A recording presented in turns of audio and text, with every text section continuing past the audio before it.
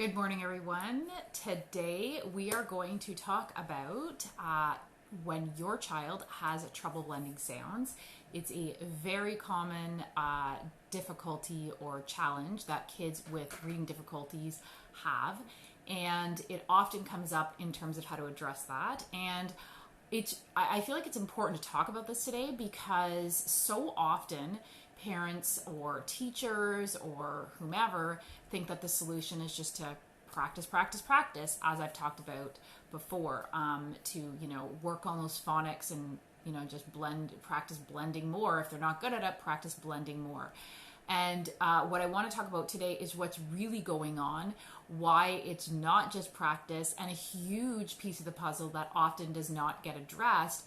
One reason sometimes it's not recognized, and the other reason sometimes when this factor, which is auditory processing, is recognized, often the belief is just there's auditory processing disorder and, there's nothing much that we can do about it and so forth. So basically, one of the secrets to improving your child's ability to blend sounds is to improve their auditory processing abilities.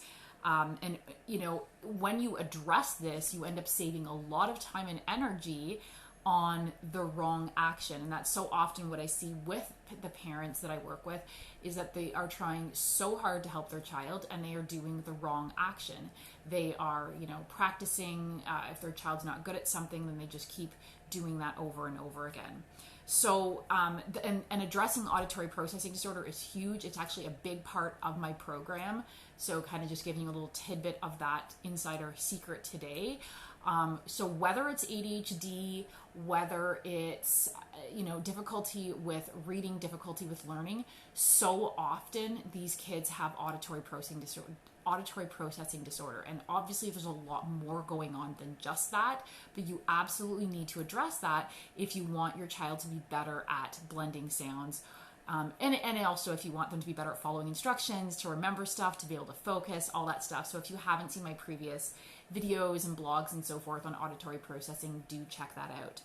So you want to just, not just focus on drilling phonics. You want to improve that. And I'll just give you a quick example of Amanda, a client that I worked with. Her daughter Gwen was 9 years old, had dyslexia, recently been diagnosed with auditory processing disorder, and that's exactly what they were doing.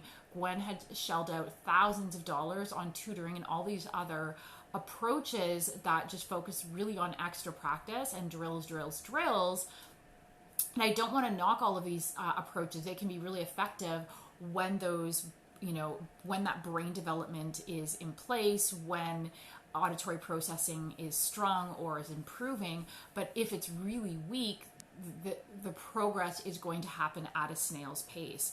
So like so many parents and moms I work with, Gwen was told, your child just needs extra practice, or even you'll grow out of it.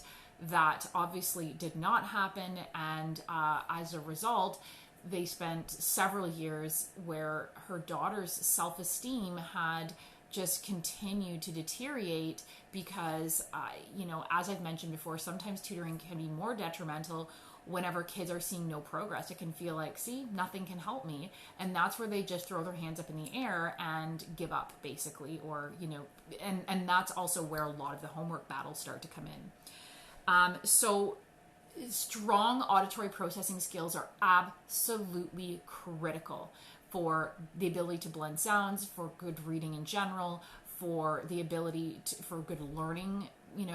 So many kids with learning disabilities and attention issues have poor auditory processing skills. And auditory processing skills are key. They are absolutely key for phonemic awareness, which, if you know anything about dyslexia, it is defined as a phonemic deficit. And practice is not going to fix that. We need to address weak auditory processing. And so, one of the things that will break down when a kid has poor auditory processing and when it's affecting their reading is they're going to have difficulty differentiating sounds. And so that's where we see, they're having a hard time telling the difference between the B sound, ba, and da for, dog, or M and the letter N, so and N, right? They have a hard time distinguishing those sounds or sounding them out and so forth. And of course the list goes on and on and on. So sound discrimination becomes very difficult for them. Segmenting, so meaning dividing a word up into smaller pieces to be able to blend, becomes very difficult when auditory processing is weak. And then as a result, blending those different sounds or ways that they've segmented the word together becomes very challenging. So this will ultimately affect, hi Donna, sorry, I see that you waved and I never said hello, so thanks for popping in. So when there is breakdown with auditory processing and it's affecting reading, that's not only going to affect their ability to blend, that's going to affect their reading comprehension, it's going to affect their spelling, it's going to affect even their vocabulary. A lot of these kids mix up words, say words like it, or they don't say words correctly, right? We know the example of paschetti instead of spaghetti, or Pacific instead of specific. That's all part of connected to phonemic awareness and auditory processing.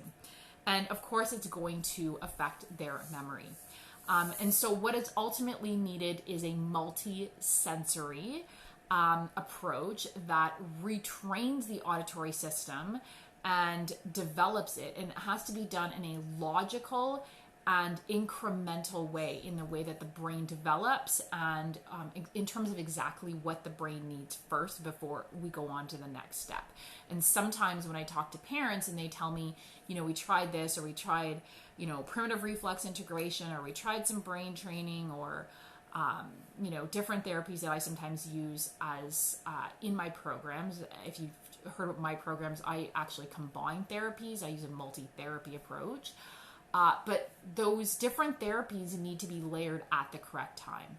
So I'm going to talk more about that later this week in terms of auditory processing and what you can do at home. So tune in for that on Thursday. And for now, if you like this video, please share, and I will post in the comments below, I will post a free starter kit, the Laser Focused Learner, some basic brain exercises that you can start doing with your child at home to help them to better focus and learn. Thanks for watching.